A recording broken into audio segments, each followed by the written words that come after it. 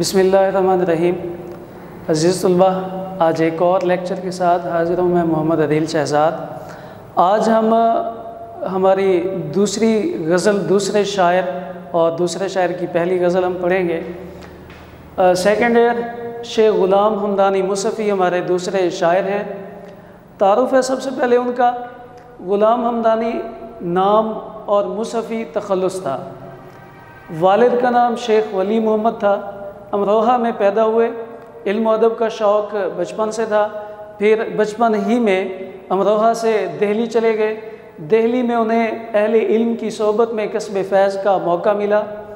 उसके बाद उन्होंने अपनी ज़िंदगी का एक हिस्सा जो है वो लखनऊ में भी गुजारा है। दिल्ली और लखनऊ दोनों शहरों में रहने का मौका मिला, इसलिए इनकी शायरी में दबिस्तान दिल्ली और लखनऊ दोनों की खसूसियात का रंग झलकता है। मुसफ़ी की शायरी दाखिलियत का आयनादार भी है और ख़ारजी कैफियत का मरकब भी पेश करती है। शायरी में मुसफ़ी के बेशुमार शागिर्द थे, जिनमें आतिश, अमीर, ज़मीर ये काबिल ज़िक्र हैं। इसके अलावा भी बहुत बड़े बड़े शायर थे जो कि ग़ुलाम हमदानी मुसफ़ी के शागिर्द रहे हैं। उसलूब में कुछ मवाद यहाँ से भी लिखा जा सकता है, जैसे इनकी शायरी में दबिस्तान दिल्ली और लखनऊ दोनों की खसूसियात का रंग झलकता है, ये भी उसलूब में लिखा जा सकता है। मुसफ़ी की शायरी दाखिलियत का आयनादार भी और ख़ारजी कैफियत का मरकब भी पेश करती है, ये भी उसलूब में लिखा जा सकता है। इसी तरह से मुसफ़ी का कलाम आशिकाना मज़ामीन से भरा हुआ है। जज्बा इश्क़ की आँच इनकी शायरी में शुरू से आखिर तक महसूस होती है, कहीं तुंदो तेज़ और कहीं धीमी और हल्की महसूस होती है। मुसफ़ी के कलाम में गम इश्क़ के बयान में मीत की मीर की गिलावट भी मिलती है। तो ये उनका उसलूब, उनका तारुफ़, ये जो उसलूब है ये हम मुसफ़ी की गज़ल के पहली गज़ल या दूसरी गज़ल जहाँ से भी अशार आते हैं तो पहले शेर की तशरीह की हेडिंग देने के बाद हम उसलूब लिखते हैं पहले।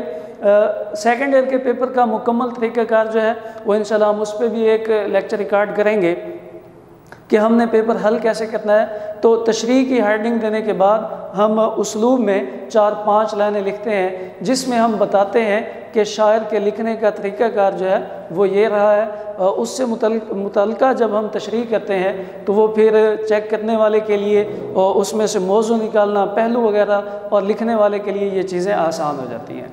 तो गज़ल नंबर 1 और गज़ल नंबर 1 का शेर नंबर 1। दुनिया में जब तलक के मैं इंदोगी रहा, गम दिल से और दिल से मेरे गम करीं रहा। इंदोगी परेशान, रंजीदा, इसी तरह करीं नज़दीक। मफ़हूम बनता है मैं जब तक दुनिया में रहा गम मेरे दिल से करीब रहा और मेरा दिल जो है वो गम के करीब रहा। अहम निकात है, गम गज़ल का अहम मौजू है।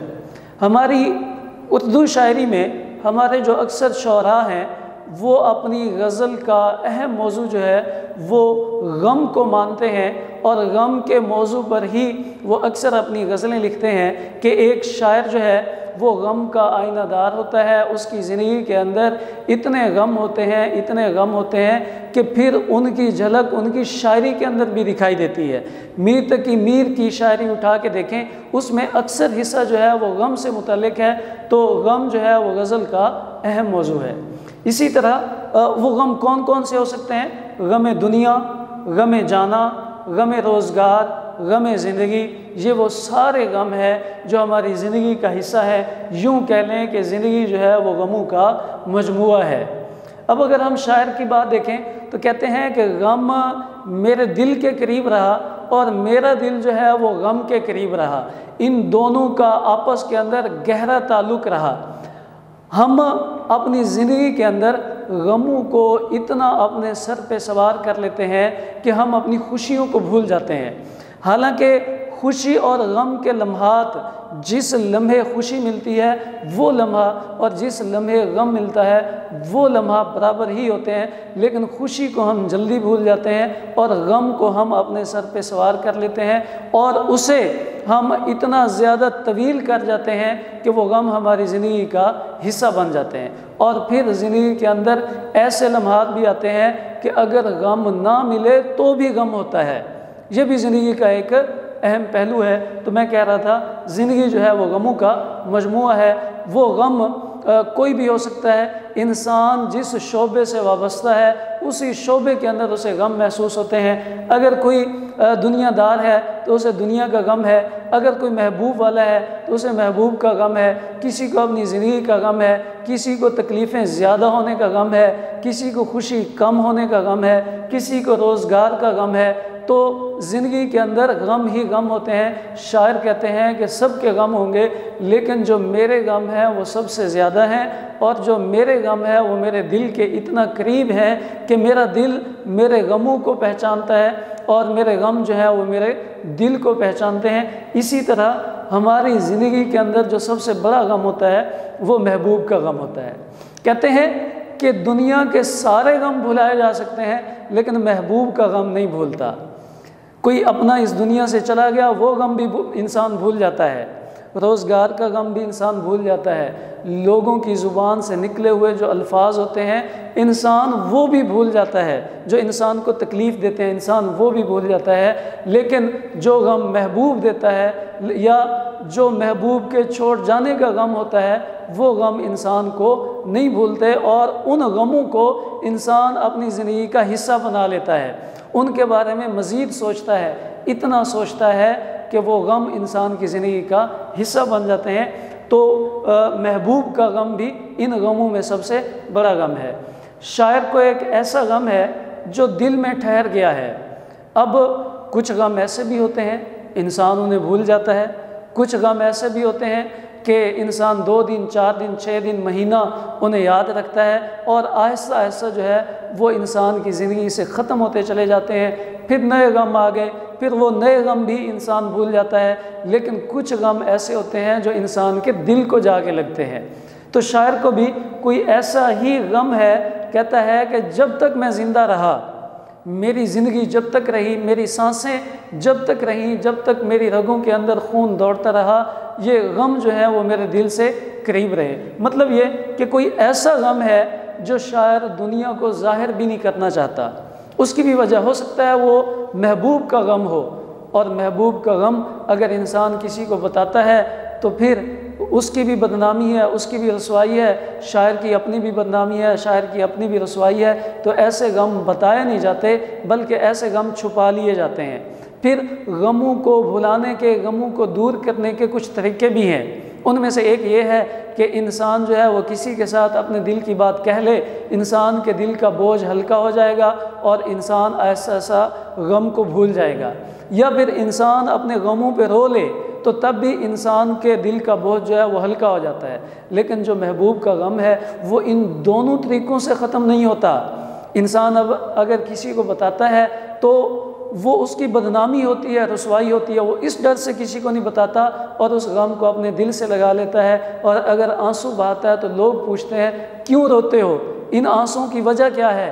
तो ये भी शायर जो है नहीं चाहता कि लोग मुझसे मेरे आंसुओं के बारे में सवाल करें, इसलिए वो अपने तमाम गमों को अपनी ज़िंदगी का हिस्सा बना लेता है और अपने तमाम गमों को अपने दिल के करीब रखता है, किसी को भी नहीं बताता।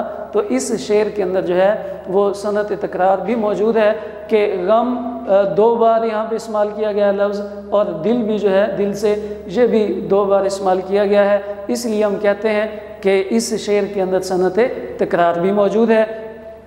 इसी तरह से मैंने 2 अशार लिखे हवाले के तौर पे, गम रहा जब तक के दम में दम रहा, गम रहा जब तक के दम में दम रहा, दिल के जाने का निहायत गम रहा, और शम्मा के मानद हम इस बज़्म में चश्मे तर आए थे दामन तर चले। इसी तरह से शेर नंबर 2 है, रोने से काम बस के शब ए हम नशी रहा, आँखों पे खींचता मैं सिरे आस्तीं रहा। बस के किस्से मुख्तसर, सिरे आस्तीं कमीज़ की बाहों का सिरा, ये जो हमारी कमीज़ है इसका जो सिरा है इसे हम आस्तीं कहते हैं। मैं रात भर रोता रहा और अपनी आस्तीन से आँखों को साफ़ करता रहा। अहम निकात हैं, रोने का इज़हार आस्तीन खींच कर करना। अब इंसान जब अपने दिल के गम किसी को बता नहीं सकता, मैं पिछले शेर के अंदर बता चुका हूँ, उन गमों को दूर करने का एक तरीका ये भी होता है कि इंसान रो ले, अपने आंसू बहा ले, तो दिल का बोझ जो है वो हल्का हो जाता है। अब वो आंसू जब निकलते हैं तो कोई ऐसा भी होना चाहिए जो आंसू साफ करने वाला हो। शायर हो, आशिक हो, वो चाहता है कि मेरी आंखों से निकलने वाले जो आंसू हैं वो मेरा महबूब साफ़ करे। दोस्त हमदर्द बहुत होते हैं जो आंसू साफ़ करने के लिए मौजूद होते हैं, लेकिन एक दिल की चाहत होती है कि काश कोई ऐसा अपना होता कि वो एक बार आंसू साफ़ करता और दिल को सुकून मिलता। तो यहाँ पे आंसू बहाना और अपनी आस्तीन से साफ़ करना वो इस बात की निशानदेही करता है कि शायर गमज़दा भी है और उसके आंसू साफ़ करने वाला भी कोई मौजूद नहीं है। इसीलिए वो कहता है कि रोने का इजहार अपनी आस्तीन खींच कर करता है। दूसरा, ये जो रोने की हालत है ये उदासी और जुदाई की कैफियत है।